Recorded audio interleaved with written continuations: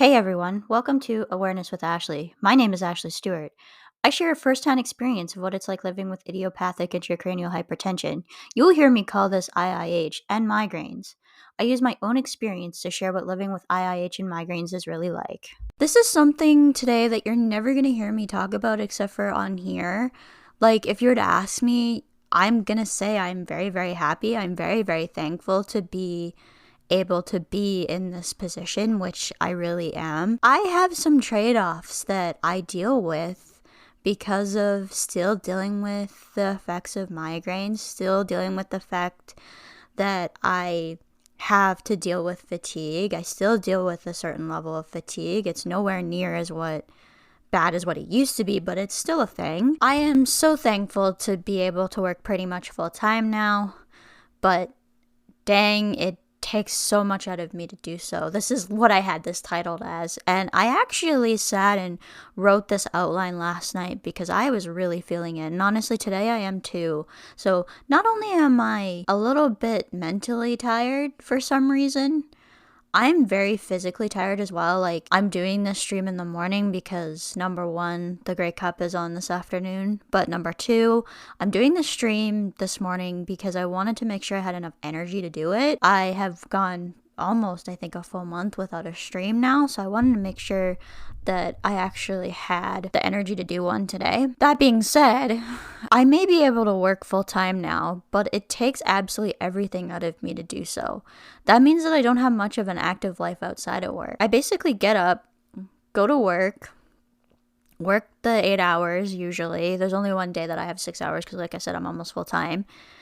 And then come home and essentially just watch YouTube and make sure that I'm doing stuff to rest. A lot of times with IIH, the workouts were so that I was in a calorie deficit and was losing weight. Now, the workouts are more so that I'm actually getting in a good, decent amount of shape. And I find that the better shape I'm in, the better I'm able to handle some of these more physically challenging tasks that I have. It's a lot harder than people think to manage it.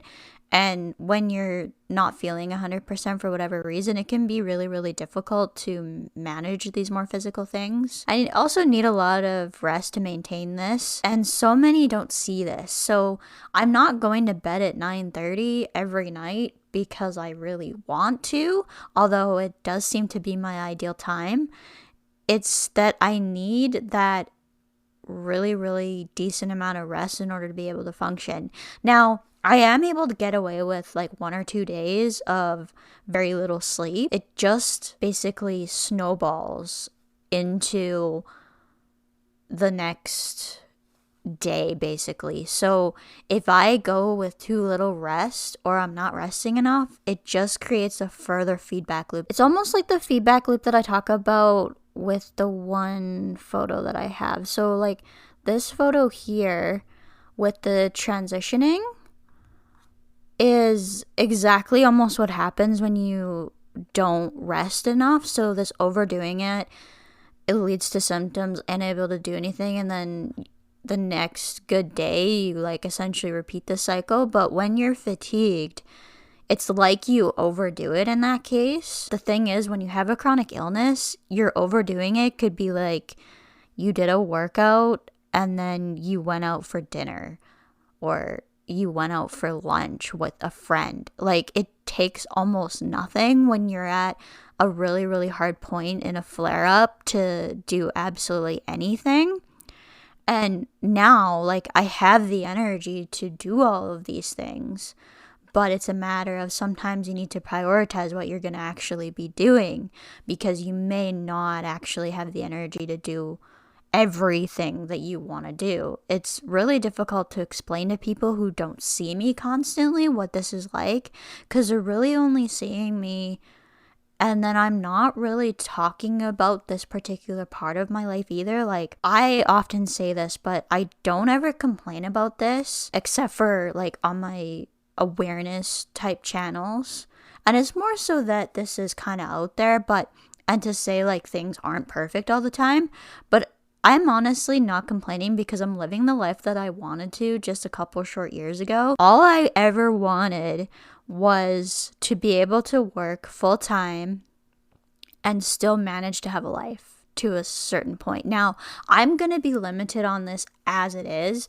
because I'm very introverted, which means that I need my time alone as it is. Like, some of this is not, I just don't have the energy. Some of this really is that I zap my social battery, basically. So, you know how I talk about the battery analogy with having a chronic illness where you wake up and you may not have a full battery? It's like an iPhone that is reaching the end of its life, essentially. So you charge it up and then it may only reach 80-85% of what its health was originally.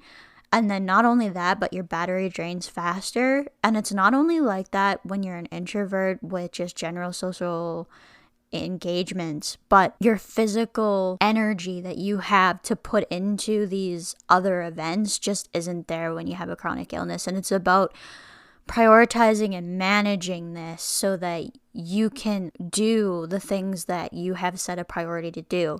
And honestly, like, if chronic illness has taught me anything, it's how to set priorities and how to set priorities in the things that truly matter. Like, if I'm spending time doing something when I'm having a bad day, it's because it truly means the world to me. Now, I am very thankful again about work that I'm able to do it. But what people don't really understand is that I don't hate my job. I absolutely love it. It doesn't feel like work when I'm there. Being a cashier, it did to a certain degree. But now that I'm in the pharmacy where I work, it's honestly like, I can't describe it to people, but a lot of people say, oh, I can't wait until 5 or 6 o'clock when I get to go home. And I'm just like, I'm happy either way. It is a very, very nice place to be in, that I am not dreading the time where I'm at work and I'm not dreading the time where I'm at home. When I start to get physically tired or mentally tired, it's like, oh yeah, it's kind of getting to the point where it would be nice if I could have a rest. But most of the time, I am able to take frequent enough breaks that this really isn't a problem, and I'm very thankful that I work in a place that's like that. I didn't think it was possible a couple years ago, and actually, I started out, so I was part-time, basically, and when my hours got moved up as much as they did, like, I was, number one, really thankful, but number two, I was like, I hope I can handle this, because you honestly don't know until you are in that situation, and in that situation for long enough where you're kind of getting the idea of what the routine will be like, whether you know whether you can handle it. And I'm at that point now where the answer is yes, and I'm very thankful for that. A full day of work can also result in me feeling very achy. I feel that way today, actually, and it's because I was doing a little bit more physical things yesterday than what I'm used to. Along with that, I just came off of 2 weeks of holidays and sitting down most of the time because I was at a meditation retreat.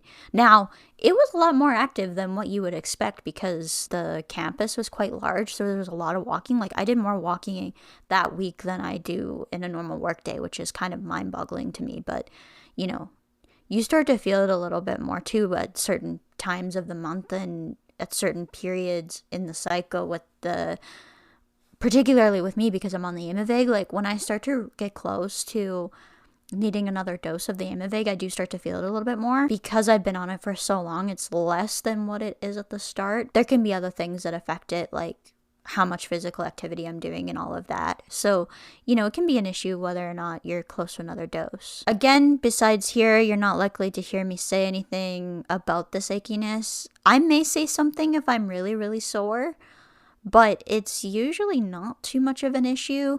And honestly, like, it may sound counterintuitive, but I may end up doing a workout later just because it does release the muscles a little bit. I haven't decided yet because I'm pretty tired. Like, I'm actually feeling quite tired today. You got to find out what works for you and then stick with it once you find out what works. And unfortunately, because it's like trial and error, it's difficult for me to explain how you find this. It's just a matter of you end up learning the hard way basically at the start and then taking it from there. And it's not unbearable, it's just noticeable. Meditation, though, has also helped me understand how to really dive into this pain and what it is. When I'm doing my meditation stuff, it's not only to deal with the chronic pain. Like, the reason why I started it was to help with chronic pain management. And also because my mind was like a bouncy ball, basically, and in a room. Like, you know how you throw a bouncy ball against a room and it'll be like boing, boing, boing, boing, boing everywhere? Well, that's essentially what was happening with me. And I actually ended up breaking my ankle that in, I think it was 2019. It must have been, because that's when I started meditating. Right before I actually started my meditation practice, I actually started it to try and reduce that monkey mind a little bit. It took a few months. And I mean, there's still times where it's like boing, boing, boing. It depends on what is going on in my life, but I started the meditation practice for that reason, and now I do it to help with chronic pain management as well as living in the present moment, because when you really dive into the present moment, you find out everything's truly okay. It's kind of weird actually to talk about this stuff, because I am talking about a lot of this in the past and not in the now moment now, because it's like, oh, back in this year I was at my worst, so I gotta like explain what it was like at my worst, because now there's a lot of times where I'm not struggling, which is honestly a dream. Like, it's a dream for people to reach that point. You feel like you take such a deep dive into the valley, and then coming back out the other side, it seems like everything is basically a win and a triumph. It's so nice, actually, to have that. And then you get comfortable and you're like, I don't like this comfort. Like, it seems like everything needs to be a struggle. But at some point you reach a point, at least with me, I've reached this point where I'm actually quite comfortable most of the time. There are some times when I struggle, but it's really weird to have that after so much struggle, basically. A full day of work means that I will need to rest when I'm at home. This is why video content has been spotty in the past few months, and why you won't find me out with a group of people after a full day of work. I just want to say before I go on, I may be a little bit word salady with my words today because of the fact that I am tired. When I get tired, I tend to have that problem. It can be just my brain is going faster than what I feel like in the moment. But it can also be a sign that I am having a little bit of a rough day, and I feel very, very tired. I knew I probably would today, but I feel like I'm feeling it more than what I should be. It does help, though, for diving into what I want to talk about, but it's not great in terms of physically trying to talk. The few times that I do go out with people and do things when, you know, it's approaching that limit is the times I don't last long before I'm very, very tired. I called it full zombie on here when I wrote it, which is a very accurate description. So I'll give you an example. So last night, went out for supper with a group of friends that know really well, and I was starting to fall asleep at the table because I was so tired. So I ended up working a shift yesterday where I didn't get the breaks I truly need, actually. Like, it would almost be better if I could split my breaks up when I have a day like yesterday. But it just isn't possible because such short-staffed. When I'm not getting adequate breaks, I do feel it more. I probably overdid it, actually, is what happened. But, you know, you do the best you can in the situation that you're in, and that's all you can do. And I've said that many, many times before. And speaking of that, so last night, I was, like I said, I was falling asleep. I fell asleep pretty quickly last night because I was very, very tired. I was also I was like, ooh, I'm probably gonna wake up at least a little bit sore tomorrow. And the place where I'm feeling it is not the place I thought I would feel. Like, I'm feeling it in my thighs, which is really strange. I usually feel sore in my legs if I've done too much walking, but not usually the thighs, so that's weird. But maybe it's because I've been doing some training with my bike and the fact that I do a lot of muscle work there, so if there's muscles that are going to be sore, it's probably going to be those. If I feel at all like I am too fatigued, I will not push it just to please an algorithm or people around me. So what that was referring to is the YouTube algorithm. I do videos when I want to, when I feel like it. I push out content in the way I want to, which is why my channel is growing slowly only, and not pleasing the algorithm and trying to push out too much content. I am pretty consistent with the short content because I do that such ahead of time, so I'm able to make a bunch of short content at once and then slowly over time release it. So it's a little bit easier for me to stick with that in a more consistent manner. Speaking of short content, the thing I do want to say is that the short content may be put out a little bit later in the day than what it has been, because I think I'm gonna try and put that short content out at closer to the late afternoon and evening. I'm just wondering if it'll help with distribution of it a little bit better, because people tend to watch short content when they're home from their work or job or school and all of that. So I may end up pushing that later. Plus, I think it'll work better just with my schedule, because I'm always home pretty much by no later than 6 as of right now. And I'm not sure if that's really going to change all that much. Like, the very few times I might have to work till 7, I don't think is going to be something I'm going to be doing for a while. The latest I would be off of work is 7 o'clock. And people around me just refers to like going out for events and stuff. Like, I'm more like, I will prioritize my health over anything. And as much as I want to be at some events and I want to be enjoying my social time, I have other ways of socializing that I learned by having chronic illness, which is mainly online. A lot of my friends actually don't live anywhere near me at this point. And, they're reaching to the point where it's family as well. Those of you who are familiar with that and know what that means will understand what I'm talking about with that. And I get a lot of good, nice social interaction as well when I'm at my job, because it is a customer service type position. And not as much as when I was on cash, but it's enough that it keeps me going. I'm very, very thankful to be as introverted as I am, because I don't need as much social interaction as some people that keep me happy. I'm essentially very, very thankful to be in this position that I'm in right now. I'm very thankful that this situation of overdoing it doesn't appear as much as what it used to be. This definitely still applies though, even though I'm still dealing with, or not dealing with, as much or as many problems as I used to. So I'm very thankful about that. I think I'm going to end it there for today, guys. If you enjoyed this one, make sure you're following me on social media. I'm not posting to social media very much. I even include my locals page with that. It's very, very difficult for me to post as much. Although I do want to say, if you guys kind of want to get to know me off of social media or all of that, and you want some more fun content, I do actually have a second TikTok account that I'll post like dances and really weird kind of memes to, which is Ashley Enjoys Music, all lowercase.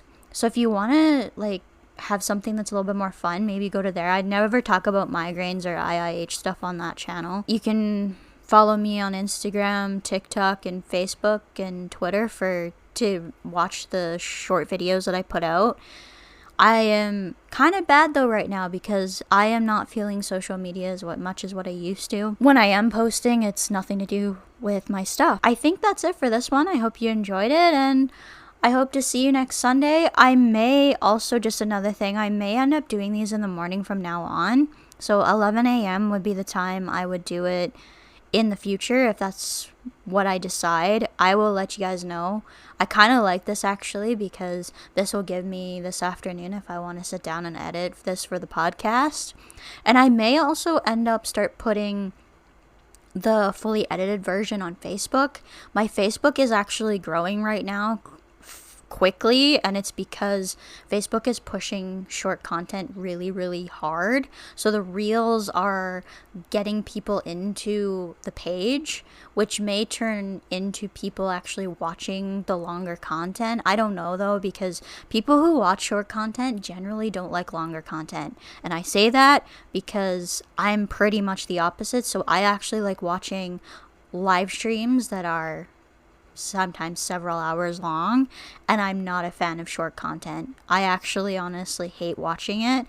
I will watch it on TikTok, because doing something for fun for my other TikTok channel is essentially like just me having a good time and, making fun of myself and all of that. And it has nothing to do with migraines. But when it comes to actually making migraine content and talking about this particular part of my life, I like to make longer videos. The thing is though, is because I clip these, it does work out that people do get the information in a short form eventually, but it's just not something that I tend to focus on. If you enjoyed this podcast, please consider subscribing and leaving a review on your favorite podcasting app.